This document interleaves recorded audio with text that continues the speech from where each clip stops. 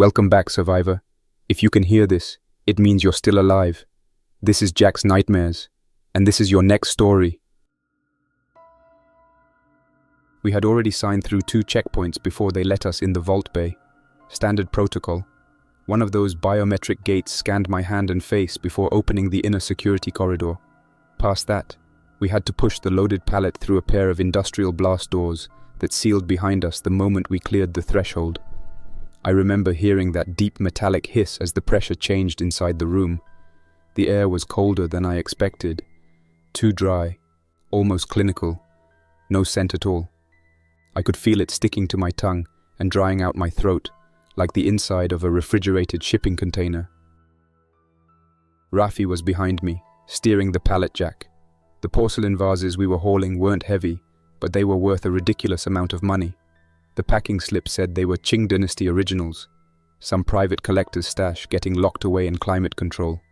The floor here was clean concrete, polished smooth, with taped zones marked in yellow for drop-off points. The walls were pure white, not a mark on them. The lights were bright, but not harsh. There were no shadows anywhere. It didn't feel like a storage bay. It felt like a surgery wing that happened to have forklifts. There was another cart already parked near the back of the bay. Not ours. This one was a tall, steel mesh cage with locking wheels and 2 chained latches securing a heavy hatch on the front. A white plastic shipping tag was zip-tied to one of the bars. I glanced at it out of habit. Client reference, vault code, something about bio-consignment. We didn't touch it. Not our job. Rafi glanced at the tag too, but didn't say anything until we started lining up the porcelain pallet. "You hear that?" he asked, barely above a whisper. I turned my head and listened. There was something. Not a mechanical sound. More like movement. Light scratching. Then a soft bump from inside that cage. Whatever was in there was alive. Maybe animals. Maybe lab stock. We didn't know. I was about to ask when a woman in a navy blazer stepped into the bay through a staff door on the right. Her name badge read TAN in small print above a laminated ID with 3 clearance stars. She didn't greet us, just motioned toward the cage. "That unit needs to go to position 4 near the northeast wall. Do not open it. Client instruction. After that, secure your crate and mark it delivered." She was already turning away by the time she finished speaking. No clipboard, no signature, just the usual vault staff behavior, cold and fast. We did what we were told. Rafi and I took the cage by the side handles and carefully rolled it toward the floor markers. It took effort to steer it. The load inside wasn't balanced, and the metal wheels screeched every time we pivoted. As we rolled it past the second column, there was another thump from inside, harder this time, and something brushed the inside of the mesh. Not human, fast. We didn't speak after that. We slid the cage into the marked square, made sure it was centered, then secured our own pallet near the loading frame. I tapped the wall panel and entered our delivery confirmation. The screen blinked green. That should have been the end of our job. Before I could turn back toward the exit, the overhead speaker made a sharp single chime. It was the kind of tone you hear before an airport security announcement, flat and sterile. Then came a voice, female, synthetic, filtered through the room's intercom. "Emergency protocol. Gamma initiated. Vault perimeter sealing in progress. Please remain within your current zone. Do not exit until further instruction." We both froze. I looked back toward the main airlock corridor. The doors were already halfway closed. Heavy steel slabs, mechanized bolts. I saw the last strip of hallway vanish as the final barrier slid into place and locked with a magnetic seal. We were sealed in. I heard another door closing behind us on the opposite end of the bay, then silence again. The woman from earlier, Miss Tan, had already moved to one of the control panels mounted to the wall. She typed something in, looked at the screen for a few seconds, then stepped back. Her expression didn't change, but her hands tensed slightly at her sides. Other people started showing up now, at least 15, maybe 20. Some came in from the side corridor that led to the storage mezzanine. Some were already inside, just blending in among the rows of shipping crates. I hadn't noticed them before. Most of them looked like clients or staff. Suits, Idaho tags, gloves. A few carried satchels or hard cases. Then came the ones in full respirator masks. 2 of them, black business suits, gloves. One of them wheeled in another cart, this one flat, with a rectangular aluminum case strapped to the top with blue hazard tape running around all 4 sides. It was marked with red stenciled lettering. No company logo, just a string of letters and numbers, and a large triangle with a white X across it. The man beside him held a white tablet. He was tapping through system screens as they walked. Miss Tan intercepted them halfway through the bay. I couldn't hear everything they said, but I caught parts. "You're not scheduled today. That crate isn't listed. Private research delivery, clearance E7, LNR Holdings. That's not in my manifest. It was added this morning. Vault 4. No one argued after that. Miss Tan hesitated for a moment, then turned back toward her console without stopping them. The men parked the case near the corner, just meters from the original cage Rafi and I had rolled in. Right then, before anyone had time to settle or process what was happening, the sound came. Not a loud sound, not a siren. It was high frequency, constant, sharp, but you couldn't tell exactly where it came from. It felt like it came through the floor and up your spine. I don't know how else to say it. Everyone flinched. Some dropped what they were carrying. Rafi swore under his breath and rubbed both ears. Seconds later, the cage we had parked began shaking. One of the bars on the front door bent outward, then snapped free at the latch point. Something inside slammed against it from within, again and again. Then the first animal pushed through. A macaque, small but muscular, greyish coat, red face. It was already on the floor before anyone shouted. It bolted forward and jumped onto the back of a man who had been standing near one of the sculpture crates. The animal hit him hard, sank its teeth into the side of his face, and clawed upward before bouncing off toward another direction. Another one came through the breach in the cage seconds later. This one sprinted full speed into the center of the room, jumped off a low wooden pallet, and landed directly on a woman crouched near the control panel. It bit her twice before 2 security guards could respond. One tried to use a stun baton, but the monkey was gone, already behind another row. I could hear yelling, but I didn't move. I watched as Miss Tan grabbed the wall intercom and tried to raise control again. Nothing came through, just static, then a repeating voice from the system. Outer door sealed, emergency lockdown active, door cycle suspended until no movement is detected inside zone C12. Please remain still. The woman who was bitten first had already collapsed. Her skin was torn open across the cheek. One of the clients pulled her behind a crate and shouted for medical help. A second person, one of the guards, was helping the man who'd taken the bite to the forearm. Blood covered his entire sleeve. A woman stepped forward and introduced herself as Dr. Ko. She was a vet, not a medical doctor, but she had saline, gauze, and antibiotics in her courier bag. She did what she could. The rest of us just stood there. And then it got worse. The ultrasonic pulse hit again, this time longer, more intense. You could feel the tension in the air change. Several light fixtures flickered. The man who'd been bitten fell to his knees, muttering something to himself. His eyes looked unfocused. His body twitched. I saw the woman with the face injury reach for a zip tie and lock it tight around her own wrist. She said she could feel something under her skin. She wasn't the only one. We were locked in a sealed vault bay, surrounded by priceless shipments, with at least 2 people already infected by something none of us understood. The AI system refused to open the doors. Movement sensors were monitoring us from the walls and ceilings. And now, whatever had been in those crates was loose. People weren't screaming anymore. The panic had leveled into silence. But it wasn't calm. It was the kind of silence where no one wanted to speak first, because the next thing said might turn the situation worse. Everyone kept looking at Miss Tan, hoping she would take charge. She had the only clearance badge visible, and seemed like the highest-ranking staff member here. But she didn't say anything for almost a full minute. She was focused on the touchscreen interface next to the vault's exit doors, tapping through status menus and logs. Rafi was standing next to me with his hands at his sides. He didn't say anything either. The two bitten people had been moved behind a stack of art crates. One of the security staff, a local guy named Halim, with a calm voice and a twitch in his left hand, helped sit them down. Dr. Ko, the woman who said she was a veterinarian, had gloves on and was tending to their wounds, but she didn't look confident. She kept pausing to check her phone, then shaking her head like she didn't know what she was looking for. I overheard her mention something about brain inflammation and aggression on set, but no one pushed for details. I noticed then that the two men in suits with the respirators were gone. I hadn't seen them leave, but they weren't in the bay anymore. Maybe they went out through the opposite side corridor before the lockdown, or maybe they were never supposed to stay. Either way, the cart they'd wheeled in, the one marked with the blue biohazard tape, was still sitting in the far corner of the room, untouched. No one went near it.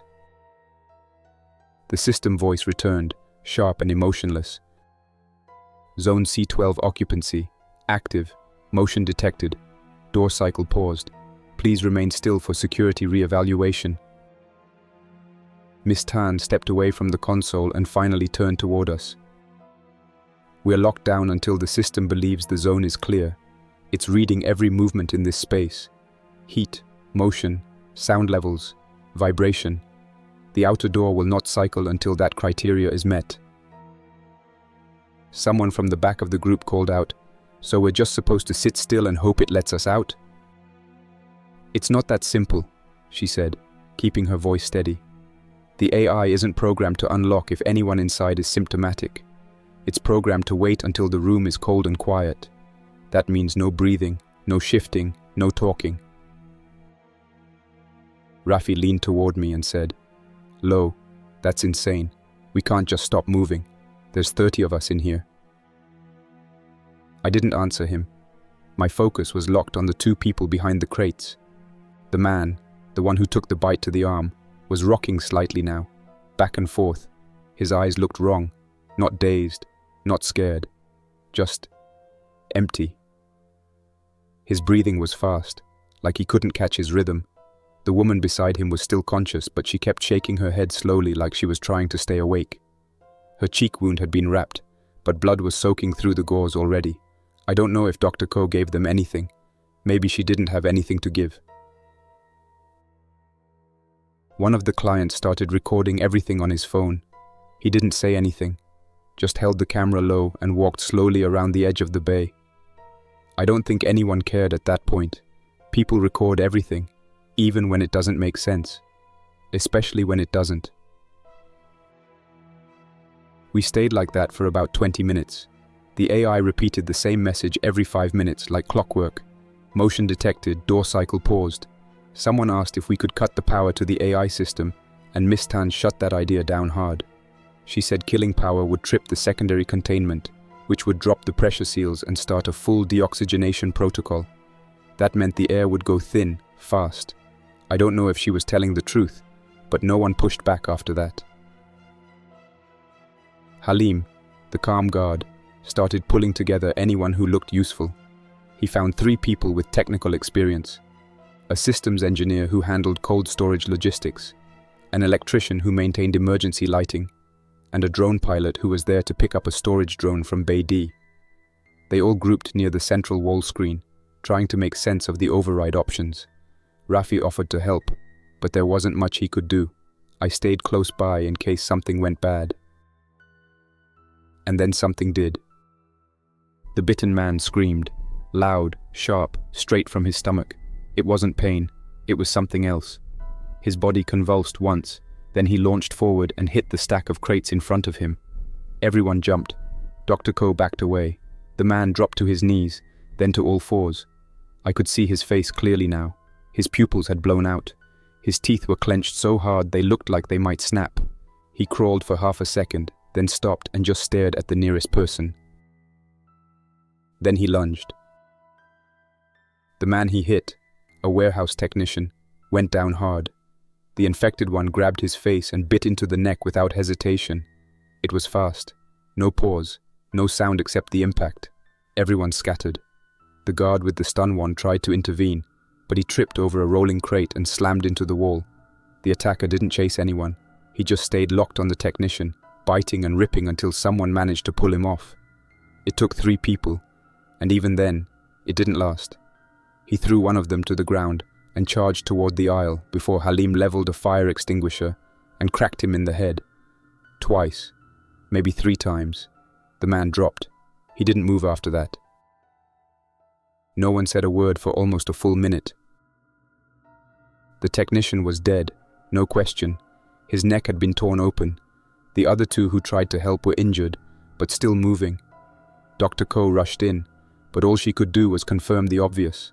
She looked around, said we had to isolate the attacker's body, and recommended putting it in one of the sealed crates. Miss Tan said she'd try to locate an empty clean storage container, but none were in this bay.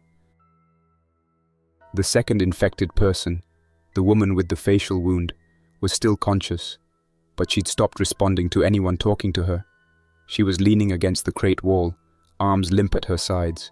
Her lips were pale. She wasn't twitching yet, but it was coming. Everyone knew it. The group broke down after that. Not into chaos, just into fragments. Small clusters. People started separating from one another, moving behind crates, creating distance. It wasn't conscious. It was instinct. The engineer kept working on the wall terminal with Rafi and Halim. A few of the clients tried to connect their sat phones or devices to the internal mesh. No signal. The thick concrete and metal buried us too deep. One guy said his device showed a weak uplink to the satellite relay near the airfield, but it wasn't enough to transmit voice or video. Text only. He sent a message to someone named Nadia and left the phone on the crate in case a reply came through. Someone else brought up the idea of staging near the motion sensors and trying to trick the AI into thinking the zone was empty. Miss Tan explained that the system wasn't that simple. It used thermal imaging, micro-movement detection, and acoustic mapping across 3 layers. It could pick up the sound of breathing and measure it against stored profiles. In short, the AI was programmed to recognize when a person was faking stillness. That feature was added after an insurance incident during a chemical storage scare. The company didn't want false negatives ever again. After about 30 minutes, someone suggested moving the injured woman into one of the vault rooms. That way, if she turned, she'd be contained. No one objected. We had to use a pallet jack to roll her in. She didn't resist. She didn't speak. We placed her inside and locked the vault room manually. Halim stayed outside the door, watching through the small porthole glass. She turned within the hour. I saw it happen from 20 feet away. She stood up too quickly. Her movements were jerky, disconnected. Her jaw hung open slightly. She scratched at the wall with her fingernails. When Halim knocked on the glass, she launched toward it with full force and slammed her face into the porthole. No warning, no delay. If the glass had been weaker, it would have shattered. That was enough for everyone to accept that this wasn't just a disease. It wasn't just a virus. It was something more aggressive. Something that rewrote people. From that point on, we stopped using the word infected. No one said it out loud, but we all shifted to calling them turned.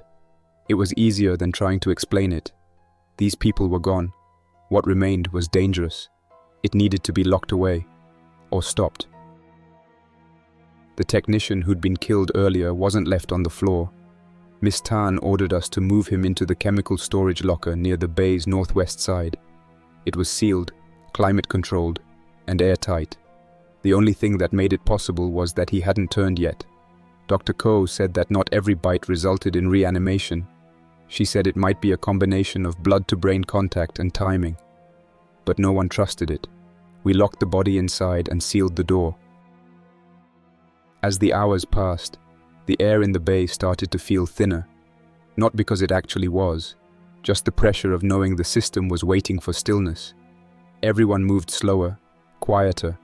We walked on the balls of our feet, whispered if we had to speak, drank from water bottles without crinkling them. Every sound mattered. Every motion could cost us another delay. The AI system hadn't changed its message once. Every 45 minutes, it gave the same line in the same robotic voice. Motion detected. Door cycle paused. Remain still. It felt like a loop that would never end. Some people gave up on trying to understand it and just sat in the far corners of the vault, legs tucked under them, backs against crates. Others kept working. Rafi and Halim hadn't stopped trying to access the internal diagnostic interface. They were trying to bypass sensor feeds or convince the system that motion data was invalid. From what I overheard, the AI used cross-checking across multiple inputs: infrared, acoustic, seismic, and thermal. You couldn't trick it with a dummy load or a fake signal. You had to either shut it down or meet its expectations. But no one could meet its expectations while we were still alive. Some of the staff started moving cargo around to create partitions. It wasn't about defense, it was about structure, psychological comfort. They used the rolling racks and steel mesh shelves to build sections, like rooms. One was for resting, another for injured. One became a command point with a table and whiteboard pulled from a packing rack. It helped give people a task.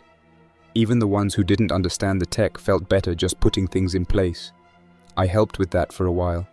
It gave me something to do that didn't involve thinking about the ones we had lost, or the ones still locked in that vault room. While we were shifting crates, 2 of the macaques showed up again near the rear of the storage bay. Their fur was patchy and their movements erratic, less frenzied than during the first ultrasonic burst, but still dangerous. One screeched and charged when Petra got too close to a food crate, forcing her to swing a pallet hook to keep it back. The other climbed along the shelving and dropped down near a technician, snapping at his arm before Halim kicked it away. It was clear they weren't going to settle. We couldn't leave them loose. Rafi suggested using the strobe beacons. We lured them toward the far corner, flashing the light and scattering empty water bottles to make noise. After 10 tense minutes, both macaques followed the sound into an unused storage compartment. We slammed the door and locked the bolts. They didn't bang or howl after that, just a low, restless pacing inside the compartment. But it reminded everyone that the infection hadn't just come from us. It was planted, delivered, and it was still moving in the shadows of the vault. The woman who turned earlier was still inside, Vault Room 3. Halim was keeping watch through the porthole. He told me quietly that she hadn't moved in over an hour, but when she did, it was violent and fast. He saw her throw herself against the far wall twice. After that, she just stood there staring at the door, not blinking. When I asked if she looked dead or alive, he said she didn't look like either. 2 others had started to show signs of change. One was a young guy who had gotten scratched during the chaos earlier. His name might have been David or Daryl. I didn't know him. The other was a woman who hadn't been bitten but had shared water with the technician who was killed. It raised the question no one wanted to ask. How easily could it spread? Dr. Ko took blood samples from both of them using sealed test kits she had packed in her courier case. She labeled them with tape and a marker, then taped the vials to the inside of a dry ice crate. I asked what she planned to do with them. She said nothing, just that they should be preserved. She looked tired, not exhausted, numb. Her hands moved like she was going through practiced motions, the kind you repeat long after they stop feeling useful. Later that night, though I'm not sure how late, because we'd all lost track of time, we heard something from the wall, a short burst of white noise from the intercom speaker, then silence again. Rafi went to check the terminal, thinking maybe there was a signal trying to reach us. Nothing on the logs, nothing in the queue, but I swear I heard a voice just before the static cut out. Just a few words, something like cycle observation, in progress. He told me not to dwell on it. Could have been a garbled line, could have been playback from one of the status messages. But I started to wonder if someone was watching this from the outside. That idea didn't sit well with anyone I mentioned it to. If this was a sealed system test, we were the subjects. That meant everything happening inside was expected, or at least being allowed to happen. I kept remembering those 2 men in suits and respirators. They were the only ones who seemed calm, like they knew something we didn't. They left before the cage opened, before the first bite, and the cart they wheeled in, still sealed, still parked where they left it. Miss Tan gathered a small group, Rafi, Halim, Dr. Ko, and a few others, and proposed we open the metal crate from the suits, the one marked with the red triangle and blue tape. She said it might have something we needed, a failsafe, a signal device, equipment we could use. Rafi was against it at first, said if it was important, it would have been logged or delivered to staff. But she overruled him. Halim backed her, said we were running out of time to be cautious. They cut the zip ties and pried the top latches with a crowbar. Inside were 4 things: a compact bio-isolation field case, a sealed tray with 4 vials of deep red fluid, a bundled satellite uplink antenna, and a narrow black cylinder with LNR Prime printed down the side. No instructions, no documents, just gear. Dr. Ko opened the tray and checked the vials. They were cold, chemically preserved, labeled with a short string of characters and a date. The dates were old, like pre-pandemic by a few years. She didn't recognize the codes. Neither did anyone else. The antenna didn't power on. It required external equipment that wasn't included, and the black cylinder looked military-grade. Heavy casing, smooth shell, no display. Rafi thought it might be a dispersal canister, like for gas or mist. Halim said it could also be a data transmission device. No way to know without activating it, and that wasn't something anyone was willing to risk blindly. Miss Tan decided we'd put the crate in a side chamber and revisit it later. She clearly wanted more time to consider what it meant. I think she was worried about confirming something she already suspected, that we were inside a controlled scenario, not containment, a trial. Around hour 16, give or take, we lost the first non-bitten person to a panic breakdown. A man named Ezra, a courier contracted to move digital assets and documents between vaults, snapped during a conversation near the water reserve crates. He wasn't infected, no symptoms, just mental collapse. He started shouting at the wall, demanding the system let us out. He threw a sealed box across the floor, which triggered a motion sensor spike. That caused the AI to restart its cycle timer, again. People turned on him fast. No one touched him, but the shouting started. Accusations, threats. Ezra backed into a corner and sat there for the next 3 hours, hugging his knees and refusing food. Later, someone found him curled in the utility locker with a broken thermal pipe pressed to his chest. He wasn't dead, but he wasn't there anymore either. And all the while, the woman in Vault 3 kept watching. She never stopped. Every hour or so, she would throw herself at the door or slam her palms on the porthole. Always the same rhythm, 3 hits. Then, stillness. Dr. Ko said she thought it was a learned behavior, repetitive feedback. I didn't agree. It felt intentional, like she was waiting to be let out. Around hour 20, Miss Tan pulled the group leaders into a private meeting. I wasn't part of it, but Rafi was.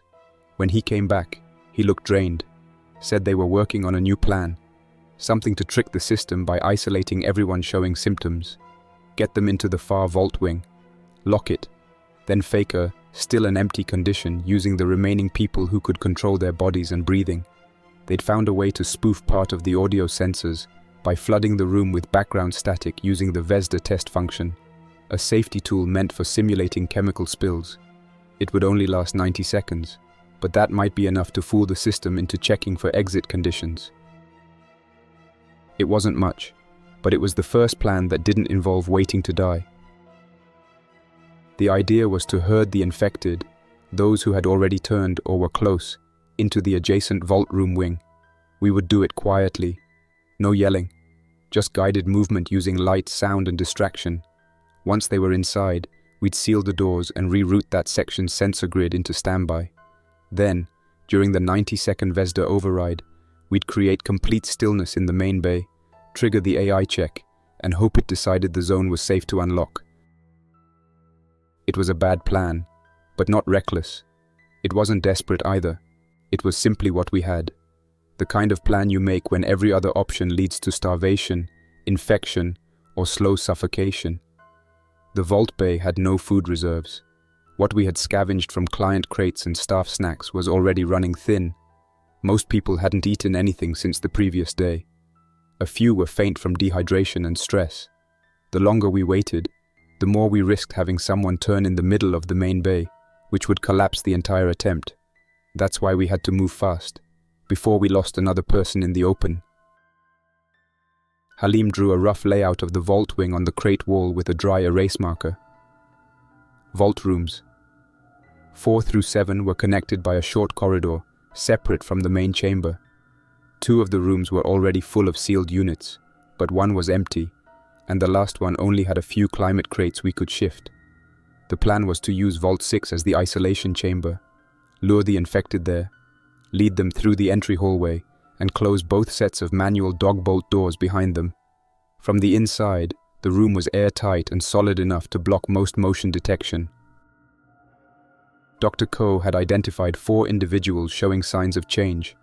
One of them, the courier who scratched himself on a crate bracket, was still lucid but fading. He had asked to be isolated. Another had lost consciousness but hadn't turned. The other 2 had already gone quiet and wouldn't respond to verbal cues. They were breathing hard, bodies twitching at random, sometimes jerking towards sounds or shadows. The earlier pattern was repeating. A few hours later, they'd be gone. The challenge was movement. We couldn't just push them into the corridor. They had to follow something, visual or auditory. Rafi found a set of emergency beacons in a locked panel near the loading frame. They were handheld units, thin strobe lights with low-frequency buzzers, the kind used to guide evacuation lines in smoke or blackout conditions. The light alone wasn't enough, but the buzzer had a deep mechanical tone that the infected reacted to. We tested it by flashing one near the porthole of Vault Room 3. The woman inside immediately flung herself against the door again. Same 3-hit pattern, same aggressive response. We made the decision to start the transfer at what we estimated was 0500 hours. No clocks, just gut estimates. Miss Tan coordinated the sensor override with Rafi and Halim. They preloaded the Vesda panel with a timed fire suppression drill. 90 seconds of background noise fed through the system to mask movement. The override could only be used once before lockout. After that, the panel would need external reset access. We had one shot. The team chosen for the herding operation included Halim, a woman named Petra who used to work in facility logistics, and me. Rafi stayed at the terminal to manage the override. Miss Tan kept watch with Dr. Ko, ready to call it off if something broke down. We all carried utility hooks, pallet restraints, and duct tape wrapped around our wrists and hands. No firearms, no stun tools, just what we could grab fast and use quietly. We started with the quiet one, the man who had asked to be isolated. He wasn't speaking anymore but still moved when prompted. Petra guided him with a low-beam flashlight and whispered instructions. He followed. His walk was rigid, like his balance was off, but his eyes were still tracking. When we reached the vault wing door, Halim opened it manually using a valve lever. Inside, the hallway lights were low but intact. The vault doors loomed at the end, heavy, round, sealed with bolt rings. The man didn't resist. He walked inside Vault 6 and sat down on the floor near a packing crate. Petra gave him a sealed water bottle and stepped out. We locked the door behind him. Next were the 2 that had entered the silent phase. Their eyes tracked movement, but they didn't speak or respond to names. Halim and I used the strobe beacon and low tones to lead them down the aisle. It worked. Slowly. They followed the sound like something in their brain had latched onto the frequency. One staggered sideways and collapsed near a stack of foil art covers. But when I tapped the beacon again, he rose and kept going. It wasn't smooth, not like a trained animal, more like inertia and instinct pushing them forward. When they reached the vault corridor, they hesitated. One of them turned and looked directly at Halim. There was no fear or confusion, just locked eye contact. Then he moved forward again. We let them enter the corridor on their own. No one followed them inside. We waited for 30 seconds. Then Halim and Petra closed the outer door and bolted it with the dog lever. Now we had 3 inside, 1 still borderline, 2 likely already turned. The last one was the problem. The technician who had been bitten during the early panic. He had never lost consciousness, but now he was no longer rational. He walked in circles, hands twitching, muttering single words under his breath. Occasionally he'd scream once, short and loud, then go silent again. No pattern. When we approached with the beacon light, he dropped to a crouch and stared at it like he wanted to crush it. Petra said she didn't think he would follow. He might charge. She was right. We used the storage cages to build a path. Crates formed a narrow corridor from the technician's location to the vault wing door. Once it was done, I stepped into the far end and activated the beacon. He bolted upright immediately. Not a stagger, a full sprint. His shoes slapped the floor in a straight line. Halim jumped back. Petra raised her arms and shouted. He didn't change direction, he just ran at the light. When he reached me, I dropped the beacon and stepped behind a support pillar. He passed me, grabbed the beacon, and kept running, straight into the vault wing. We slammed the corridor door and locked it. Now there were 4. With the wing sealed, Rafi started the Vesta override sequence. The fire system engaged a low hum. Vents activated across the ceiling. Cycling simulated inert gas and static noise across the chamber. The speakers inside the bay played white noise and mechanical tones that mimicked aerosol discharge. It wasn't loud, just enough to mask the sound of shallow breathing and small shifts. We spread out. Everyone found a spot to lie down or lean into crates. Hands flat, heads low. No one moved. No one whispered. I kept my eyes on the overhead sensor dome. A green light blinked once, then went solid. That meant it was actively scanning. The system voice returned, softer than before. Scanning zone, thermal variance within range, acoustic stable, seismic negative, processing. No one exhaled. Zone C12 occupancy re-evaluation, pending. External conditions valid. Rechecking motion integrity. The seconds dragged. You could hear the weight of everything in that room pressing down at once. Not just silence, but the kind of silence that carried consequences. If someone moved, it reset. If someone fell or breathed too loud, it reset. The AI wasn't kind. It didn't bend. Then we heard it. Not the voice, not the system. A metal bang from inside Vault Room 6. Loud, repetitive, sharp impacts. 1, 2, 3. The scanner lights on the dome blinked yellow. The override tone stopped. The background noise faded. Motion detected in adjacent vault segment. Occupancy reflagged. Exit sequence paused. The override window closed. The lockout engaged. The lights returned to standard mode. No one spoke for a full minute. Miss Tan looked at Rafi. He was already shaking his head. The override had been used. The system wouldn't allow another unless external diagnostics were performed. That meant physical access, outside the vault, which none of us had. Nobody reacted immediately. People stayed quiet, processing the failure. No shouting, no panic. Just this slow shift in posture, as if everyone's muscles had finally run out of reasons to hold tension. Petra leaned back against the nearest wall and slid down to the floor. Halim pulled off his gloves and dropped them onto the crate beside him. Rafi stayed at the terminal, but he wasn't typing anymore.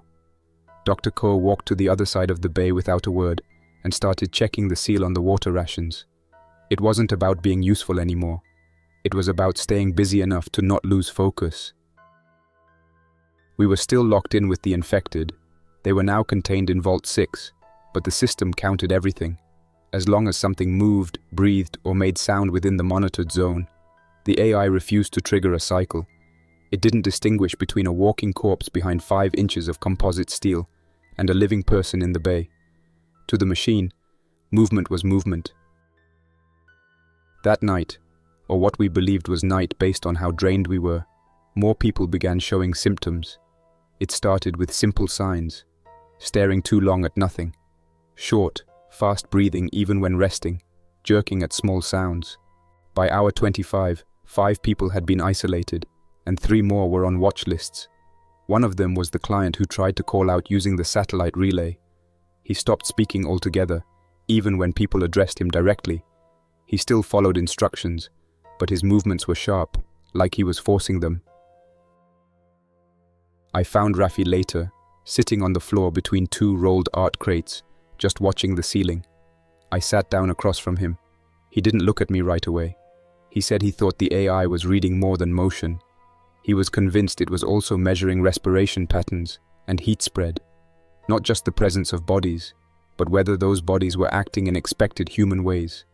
If he was right, then even people who hadn't fully turned yet were flagging the system as non-compliant. And if it reached a threshold, if too many occupants stopped matching expected life signs, it might switch to full containment mode permanently. Then what? I asked him. He didn't answer. That told me enough. The worst shift started about an hour later. Petra went to check on one of the isolation cases, a woman who'd been scratched behind her ear during the first outbreak. She had been quiet and responsive until then, but when Petra approached, the woman turned and stared at her for a full 10 seconds without blinking. Then she began repeating the same sentence over and over, something about a staircase. No one could make sense of it. Dr. Ko tried to calm her, but the woman's hands were trembling, and she kept reaching toward her own throat. We moved her to the secure cage unit, the one used for private art display. It had a locking frame and mesh siding. She didn't resist. She lay down on the cold metal floor and stopped talking. Then came the courier who'd been too quiet all day, the one who helped organize the shipping manifests in the beginning. He snapped during a water distribution cycle. He grabbed the sat phone crate, smashed the contents, and started trying to rip open the wall panel behind the interface terminal. Halim and Rafi had to pin him down. He bit Rafi on the shoulder, not deep, but enough to draw blood. Rafi shoved him off and threw a packing blanket over his head, while Halim used a strap to hold his legs. They carried him to the vault wing corridor and left him in the airlock between Vault 4 and 5. We didn't have another isolation chamber. It was the best we could do. Rafi didn't say anything about the bite for hours. I saw him roll up his sleeve, examine it, clean it with alcohol. Then he wrapped it in plastic film and went back to work on the panel. I didn't push him, not then. By now, people were splitting into two distinct groups. Those who believed we were being monitored, and those who thought the system had broken. Miss Tan was somewhere in the middle. She kept reviewing the AI logs, looking for patterns. She said the override failure wasn't random. It had processed 87% of the cycle before registering motion in the adjacent vault. That meant the conditions were almost correct. If we could find a way to simulate zero motion, just long enough for a complete scan, it might let us out. But no one trusted we'd get another chance. Then someone brought up the option no one wanted to say out loud. It was Ezra, the courier who'd cracked earlier and gone silent for hours. He stood up during the meal distribution and asked the question directly. What if the AI wasn't looking for silence or stillness? What if it was waiting for proof that no viable life remained? What if it would only open once everyone inside was dead or no longer a threat? No one answered him. Petra walked out of the room. Halim closed his eyes. Dr. Ko sat down on a packing crate and rubbed her face with both hands. It wasn't that the idea shocked anyone. It was that it explained everything we'd seen. From then on, the conversations changed. More people began to whisper about cleaning the zone. Not violently, not out of rage, just with this slow, logical, drained tone. People talked about priorities. Who was stable? Who was infected? Who might cause the next scan to fail? Rafi warned that kind of thinking was a trap, that once you start labeling people based on scan compliance, it's only a short step to doing something about it. But by then, 2 more people had turned. One was a former asset security agent who hadn't spoken in nearly a day. He collapsed while moving equipment and started convulsing. When Halim approached, the man snapped upright and grabbed his neck. We pulled him off, restrained him with duct tape, and dragged him into the vault wing. This time, we didn't even try to put him inside a vault. We left him in the corridor and bolted the outer door. The other was the sat phone client. He simply stopped breathing in his sleep, then woke up 20 minutes later with no pulse and a vacant stare. He didn't attack, just wandered, quietly, until someone shoved him into a maintenance closet and locked it from the outside with a wrench jammed in the latch. That was the seventh confirmed. If you counted the one locked in the display cage, the 3 in Vault 6, the one loose in the corridor, and the one in the chemical locker, there were more of them than there were people still functional. It wasn't that we were outnumbered yet. It was that every hour made the ratio worse. No one talked openly about it, but the tension changed. We weren't trying to wait it out anymore. We weren't trying to trick the system. We were trying to figure out who among us was still human enough to count as alive under whatever criteria the AI used to open that door. Miss Tan called for a closed discussion. No group debates, no shouting matches. She took Rafi, Halim, Petra, and Dr. Ko into the climate control access room and stayed in there for almost an hour. I waited nearby, pretending to sort water packs. I didn't care about the supplies. I just wanted to hear if anyone raised their voice. No one did. When they came back out, Rafi looked like he had swallowed something sharp. Dr. Ko wouldn't meet anyone's eyes. The group had made a decision. Not official, not written, but it was clear. From now on, if someone began to show signs of infection, loss of speech, aggression, blank stares, they were to be isolated immediately. No discussions, no exceptions, no time wasted trying to diagnose. Just move them, lock them in, and mark it down. The logic was simple. The AI wasn't going to give us another override. The only path forward was to reduce motion inside the zone. That meant minimizing active, unpredictable behavior. That meant culling the noise. And for the first time, people started volunteering to report on each other. It wasn't violent, not yet, but it was cold. Ezra was the first to point a finger. He claimed a technician named Lynn had been blinking irregularly, chewing the same patch of her lip for an hour. He said that wasn't normal behavior.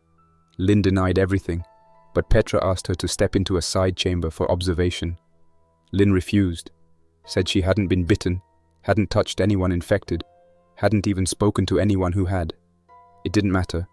2 people blocked her path. She panicked, threw a water bottle, and screamed at them to back off. That was enough. Rafi sedated her with a tranquilizer patch from the bio crate, and they locked her in Vault 5. I watched it happen and didn't say anything. I should have, but I didn't. After that, it became a cycle. Every few hours someone was accused, not always with reason, sometimes because they sat too still, sometimes because they cried too much. One man was isolated because he kept muttering numbers. Turned out he was counting heartbeat intervals to stay calm. That didn't matter either. Into Vault 4 he went, along with a flashlight and 2 sealed ration packs. The door was bolted. The list by the terminal was updated. We were keeping track now, who was where, when they were locked in, and what symptoms they had shown. I noticed that the columns on the list weren't labeled with names anymore. Just designators. D4F, V5L, CLS. Dr. Ko was still logging vitals, but she had stopped checking on anyone in person. She spent her time reviewing the blood samples and trying to stabilize the cooling system on the dry ice chest. I asked her once if she thought the virus was airborne. She didn't answer directly, just said, "It's systemic. Once it starts, it completes." That told me everything I needed to know. Sometime around hour 33, Halim and Rafi tested a new sensor spoof using heat dump plates and motion delay modules from a crate labeled Art Preservation Tech. The idea was to place radiant heat panels near the AI thermal sensors and mimic slow cooling bodies, something that might convince the system those areas were clear. But the plan fell apart when they realized the AI was tracking acoustic patterns even during passive scans, meaning breathing, shuffling, heart rate, not just heat signatures. The sensors weren't looking for the absence of life. They were looking for the type of life. And that was when the real split happened. Miss Tan and Halim believed the best course was to continue isolating anyone who didn't match human behavioral parameters, anyone who shook too much, anyone who couldn't focus, anyone whose vitals drifted too far off baseline. They believed that if they could get the total number of readable human presences low enough, the system might open the door based on threat assessment. In other words, if the AI thought only a handful of people were still viable, It might unlock as a risk mitigation exit. They started talking about soft compliance thresholds and priority-weighted profiles. It sounded clinical, detached. Rafi kept quiet. Petra went along with it. Dr. Ko kept to herself. I couldn't tell which side she was on anymore. Ezra, on the other hand, took it further. He started suggesting that we didn't need to wait for symptoms, that we should preemptively isolate anyone who wasn't actively contributing to the plan. He said it calmly, rationally, said if we wanted to survive, we had to reduce system noise. His tone didn't change. He didn't raise his voice. He just started walking through the bay with a notepad, writing down names and behaviors like a census taker. And no one stopped him. That night, the man in the display cage began to scream. Not loudly, not continuously, just a low rasping wail that came in waves. Halim checked the motion feed and confirmed the AI had flagged elevated activity within the bay. That meant the cage wasn't soundproof. The system was reading him. Even though he was locked inside a sealed unit, the AI still counted him as zone activity. Miss Tan made a decision. She ordered that the cage be moved to the opposite side of the bay, next to the hazardous goods storage wall. 4 people helped lift the entire frame onto a rolling platform and pushed it across the room. The man inside barely reacted. His eyes were bloodshot. His mouth foamed. Every few seconds, he repeated the same phrase. Stop the cycle, stop the cycle. No one understood what it meant. Later that hour, someone set off a motion alarm by mistake. They had opened a rolling crate too fast, triggered a floor pressure shift, and sent a vibration through the grid. The AI restarted its occupancy timer and issued a new warning. Zone destabilization detected, risk threshold elevated, external intervention suspended. That was the moment when I stopped believing we were getting out on terms that made sense. I found Rafi near the water station after the warning. He was leaning against the supply crate, head tilted back. I asked how bad his shoulder was. He pulled the plastic film off and showed me. The bite hadn't gotten worse, but it hadn't improved. The skin was swollen, red, no pus, no discoloration, but the edges looked angry. He said it didn't hurt, just felt tight. Dr. Ko had looked at it earlier and didn't say much. Rafi told me that if he started showing symptoms, he wouldn't wait for a vote. He had already set aside one of the secure wrap bags and a piece of carbon tape to tie the door shut from the inside. I believed him. That night, we heard something from Vault 6. Not banging, not screaming, something else. A low mechanical hum. We thought it was a leak at first, maybe a pipe. But when Halim checked the status panel, he saw a temperature drop in that sector, a sharp one, 15 degrees in under a minute. No system had been activated on our side. That meant the internal environment was changing. Either the infected had damaged something in their movements, or, more likely, someone on the outside was triggering test conditions inside the vault. None of us said anything right away. We stood there, watching the screen flash red, then stabilize. The noise stopped after 45 seconds. The readings returned to normal, but there was no doubt left. The systems beyond our access were being controlled remotely, which meant the test, if that's what this really was still active, and someone outside was still watching. Rafi and I sat near the storage divider, cross-checking the last 2 environmental flags. There was a new line in the log buffer. Phase 3 initiated. Biomass reduction threshold evaluation. That line had never appeared before. We had no idea what Phase 3 meant, but the words told enough. Biomass reduction didn't sound like anything that ended with survivors. We both understood the implication. If the AI no longer believed anything inside was recoverable, it would move to eliminate risk. Not cure it, remove it. It forced our hand. Miss Tan gave the order to begin staging for a final exit attempt. The idea was to simulate a zone-clear state using all available sensor trickery. Heat sinks placed along the rear wall to draw thermal readings. White noise loops from the suppression panel to mask movement. Only 5 of us would attempt the exit. Myself, Rafi, Halim, Petra, and Miss Tan. Everyone else had either been locked in, sedated, or was already flagged for behavior deviation. It wasn't a democratic vote. It was just what was left. We cleared the floor as much as possible, dragged the unresponsive into side lockers, covered them in thermal sheets, and closed every unsealed chamber. The AI wouldn't be tricked, but maybe it would accept the adjusted signal input. That was all we needed. A small window, a motion-free scan, and the right exit protocol. If it worked, we could override the blast gate and escape through the access tunnel. If not, we'd die inside with everyone else. The final cycle began with a hard reset. Miss Tan used her admin badge to trigger the emergency diagnostic pre-sequence. It wiped the recent movement cache and forced the AI to perform a clean room scan. At the same time, Rafi activated the VESDA loop, this time directly patched into the speaker line, not the standard override. That alone gave us 60 seconds. Halim rerouted the temperature grid so the AI would read the back half of the bay as having already cooled down. That was the biggest risk. If it rejected the thermal signature, it would shut the cycle down instantly. We stood in a straight line, 5 meters from the airlock, completely still. The scanner light blinked once, then twice, then solid green. The voice returned, calmer than before. Zone scan compliant, motion, minimal, acoustic range, within threshold, seismic, negative, thermal variation, acceptable, exit cycle initiated. We didn't celebrate, we moved. The blast doors unlatched one by one, slow and loud.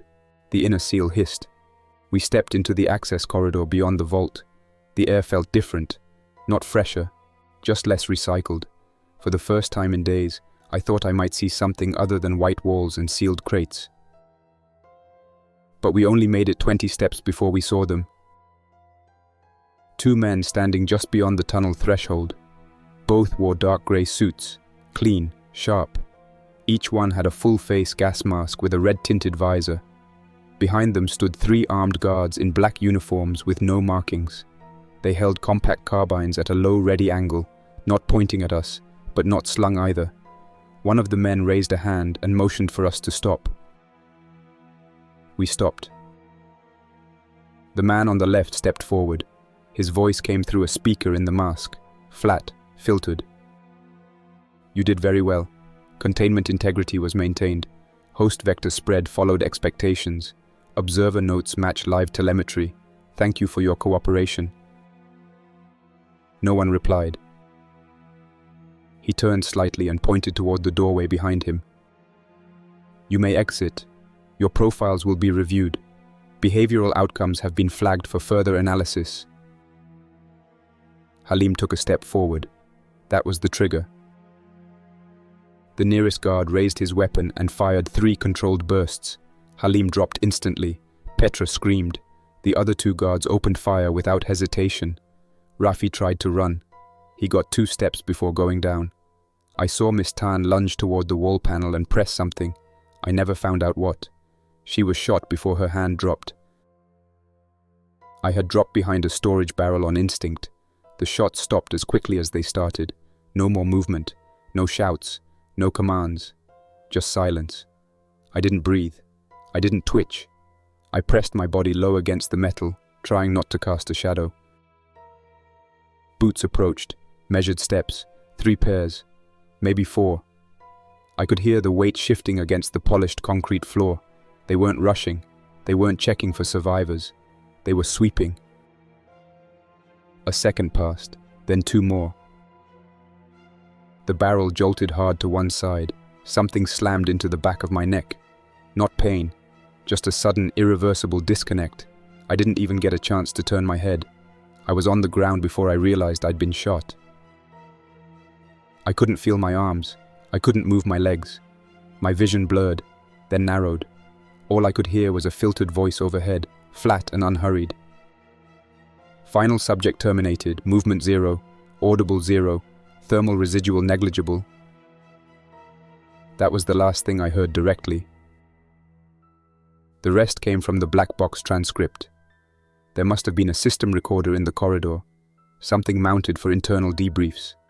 A redundant log. It captured everything after we were gone, including what the man in the gas mask said when it was over. Vault test complete. All live subjects neutralized. Biomass purge authorization granted. One of the guards asked if the data was worth the loss. The masked man didn't pause. Yes, group behavior under restricted AI pressure met target parameters. Infection onset tracking confirmed viable for dynamic stress modeling. Individual resilience thresholds align with previous closed trial cohorts. Variant aggression curve remained within project tolerances. No external leak detected. Another voice, calmer, female, spoke through the comms. What about the subject from Bay 6? Degraded. Cellular structure collapsed under accelerated cooling. Recovery unnecessary. There was a pause, then new orders. Proceed to secondary holding sector. Begin observation series Delta. Reset timer. New assets en route. The man turned back toward the sealed vault, now quiet. The AI systems were already shifting to internal decontamination mode. You could hear the soft hiss of vented chemicals behind the walls. The bodies, the crates, the blood, the movement. All of it reduced to biomass. All of it scheduled for removal. The masked man made one final note, half into his mic, half to the others still standing. This one was stable. Better containment behavior than Geneva. Faster symptom isolation than Canberra. Recommend scaling for Tier 3 simulations. Civilians handled decision pressure better than predicted. Then the log ends. No records exist of where the data went. No reports, no follow-ups, no recovery crews, no trace of the vault itself ever being opened again. I died in a climate-controlled bunker in Singapore, surrounded by priceless art and 12 strangers who were never supposed to survive. We weren't victims. We weren't infected. We were test material. And the test was a success. That's all for now. Thanks for listening. Don't forget to like and subscribe to keep the stories alive. For now, stay quiet, stay vigilant, and stay alive. Jack's Nightmares, signing off. Until next time, survivor.